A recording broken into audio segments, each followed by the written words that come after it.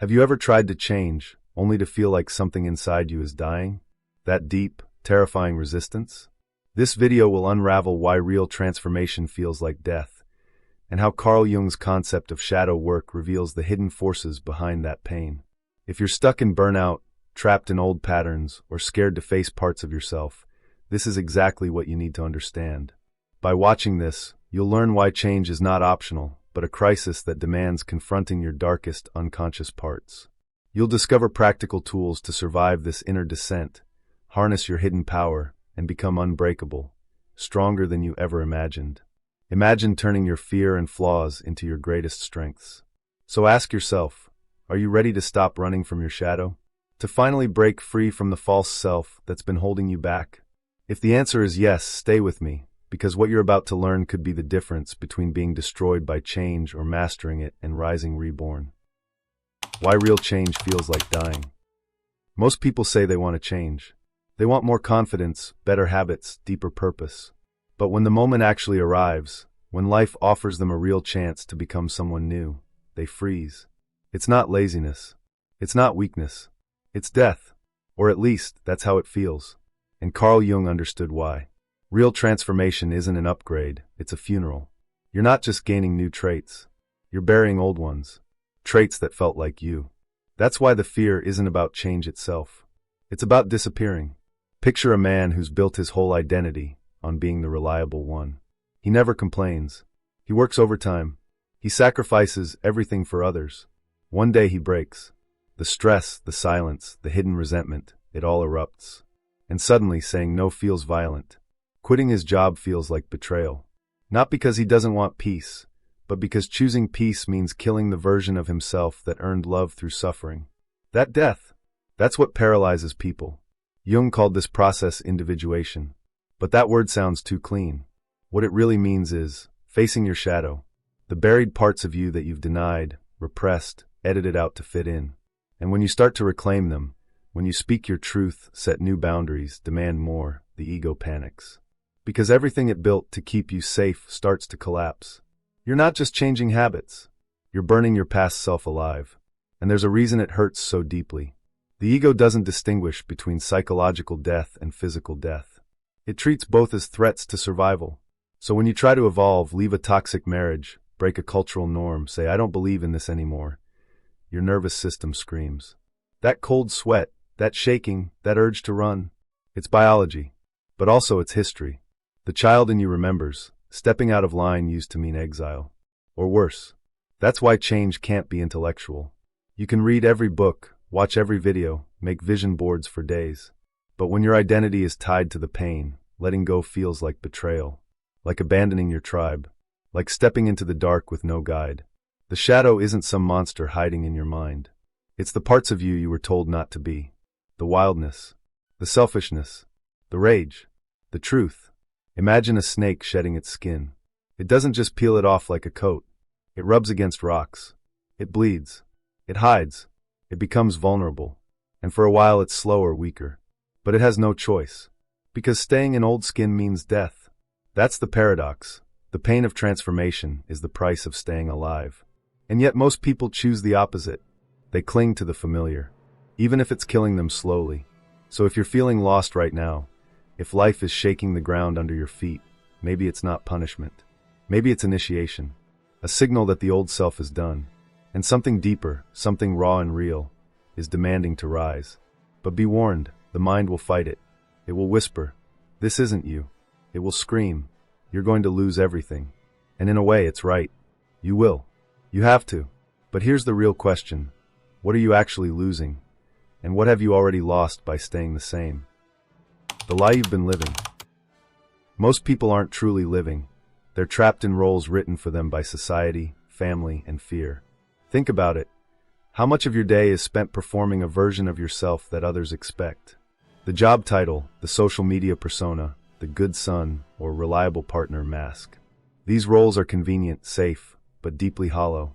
Jung called this the tyranny of the persona, a false identity built to keep you accepted. But at what cost?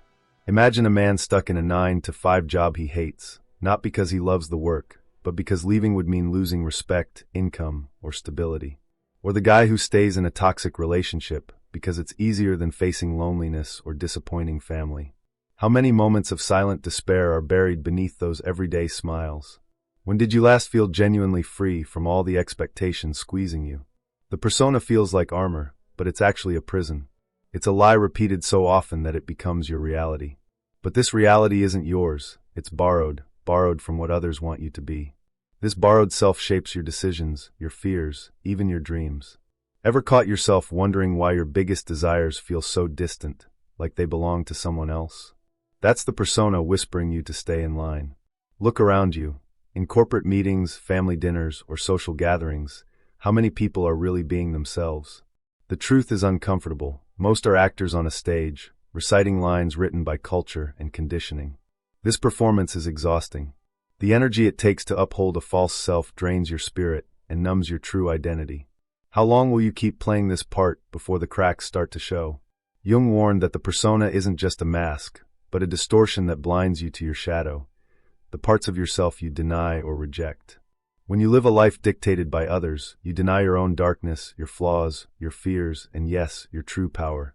What happens when the denied parts grow restless, breaking through in moments of anger, anxiety, or despair? That's the shadow knocking, demanding attention. Picture a man in a corner office, polished and composed, but at night, alone with his thoughts, he battles a deep loneliness and rage he dare not show. His persona earns him accolades, but at what price? The harder he tries to maintain the facade, the more fragmented he becomes. Can you sense the danger in building your life on a foundation of lies? What's waiting to collapse beneath the surface? It's not just an individual problem. Society itself thrives on this deception, conditioning men to suppress their authentic selves in exchange for acceptance and survival. The price? A collective numbness, a loss of meaning, and a silent epidemic of exhaustion and resentment. How many men wake up feeling like strangers in their own lives, longing for something real but too scared to reach for it? Breaking free from the lie means stepping into the unknown, facing the shadow you've long ignored. It means risking rejection, loneliness, and the shattering of everything you thought was you. But ask yourself, how much longer can you live trapped in this script before you're forced to rewrite it, whether you want to or not? The real question is, are you ready to find out who you really are beneath the mask? Shadow work isn't optional, it's a crisis. You don't wake up one day and decide to confront your shadow as if it were a hobby or a new skill. No, shadow work crashes into your life like a thunderstorm when everything you believed in shatters. Burnout, heartbreak, betrayal, these aren't mere obstacles. They are brutal initiations, forcing you to face the parts of yourself you've been running from. Have you ever hit a wall so hard it felt like your whole world was unraveling? That's the shadow demanding you stop running. At first, the crisis feels like defeat, a drowning in despair or rage that seems unbearable. You question your sanity, your worth, even your purpose. But beneath this chaos is a raw opportunity. What if the breakdown isn't destruction but a doorway? Jung taught that the unconscious forces behind your suffering aren't enemies, they're keys to transformation. Yet, will you dare to use them? Or will you bury your pain and pretend everything is fine? Many try to numb the pain with distractions, work, substances, relationships, but the shadow's voice grows louder, more insistent. Have you noticed how the same destructive patterns keep repeating no matter how hard you try to change? That's not coincidence. It's the shadow warning you that the surface-level fixes won't work. What deeper wounds are you refusing to confront? What truths are you afraid to admit? Facing your shadow isn't comfortable or polite. It's raw and ruthless. You encounter parts of yourself that society labels bad. Jealousy, rage, shame, selfishness. But what if these so-called negatives are actually vital signals of what's been suppressed? Imagine a pressure cooker releasing steam. If you don't open the valve, the whole thing explodes. What explosions are waiting inside you? Shadow crises often come disguised as betrayals or losses that feel like death itself. A relationship ends, a career collapses, or a trusted friend reveals their true colors. These moments shake your foundations and force a reckoning. Why do you think pain is often the only thing strong enough to wake us?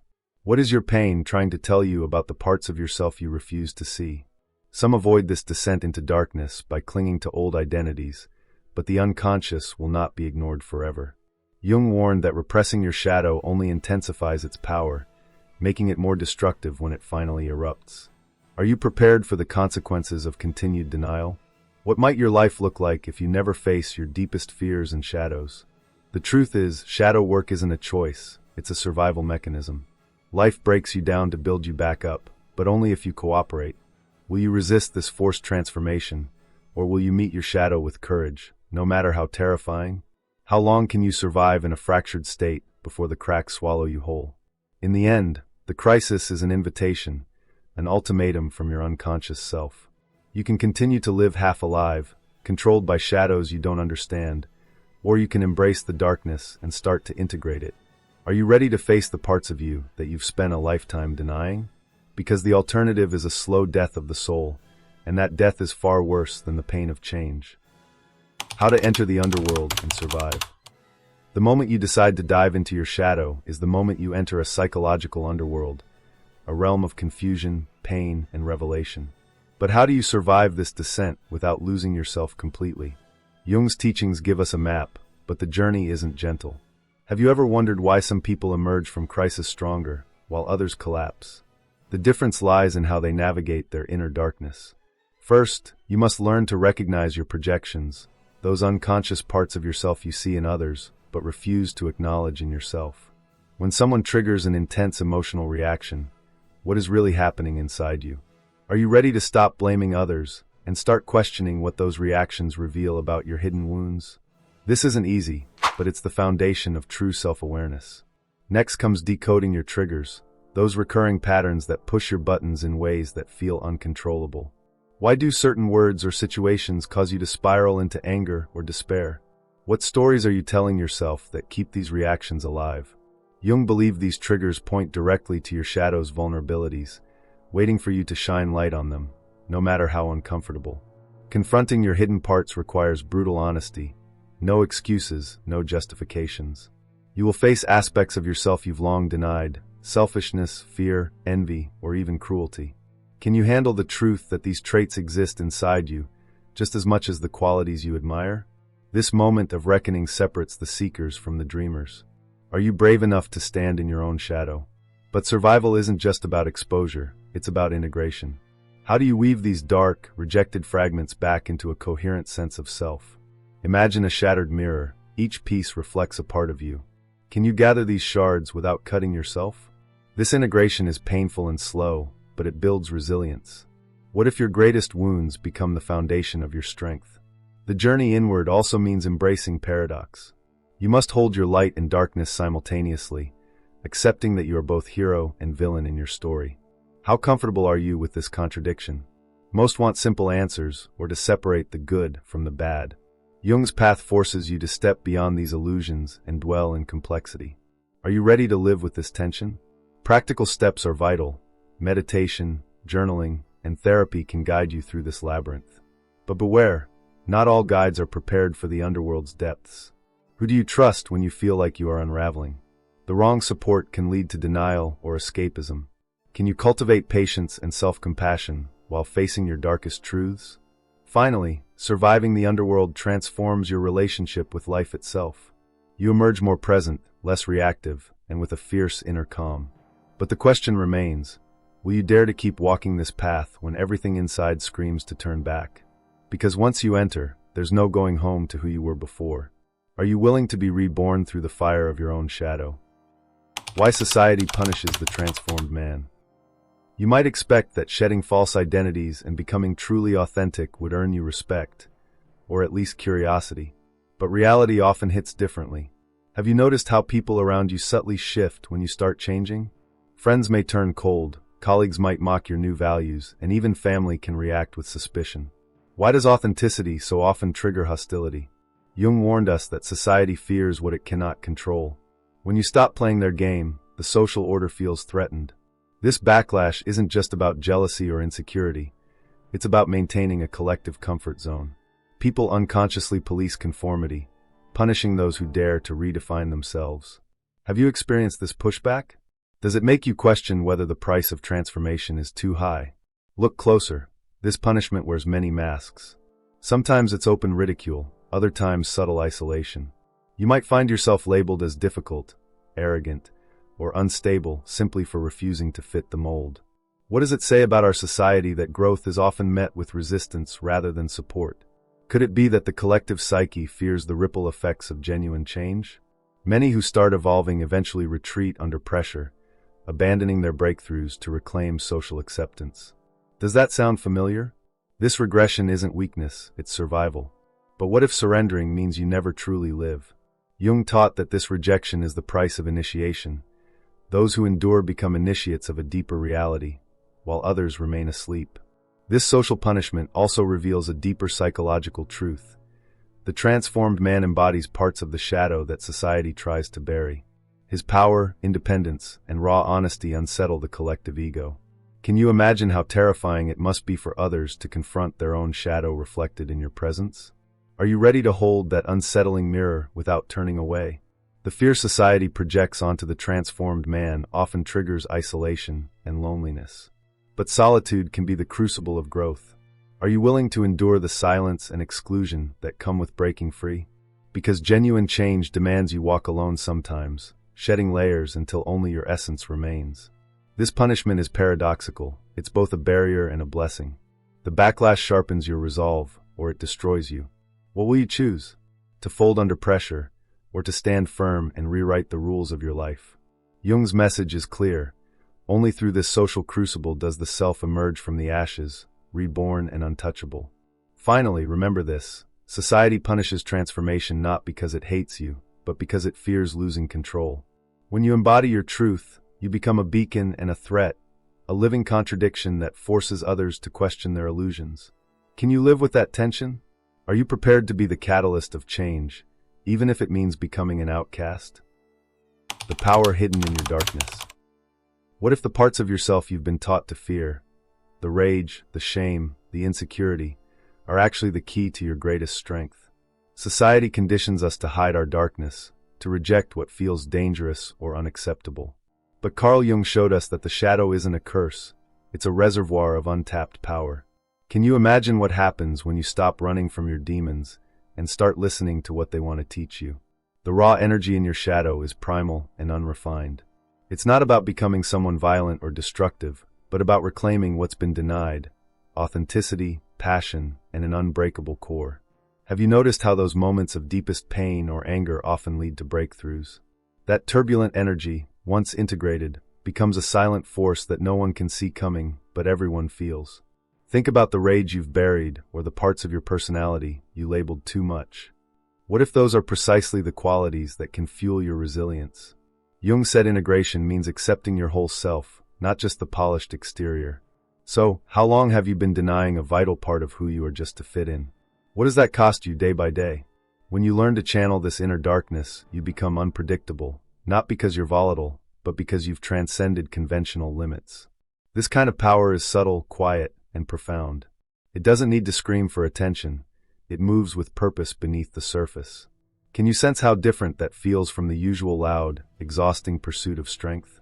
Many fear that embracing the shadow will make them dangerous to others or themselves.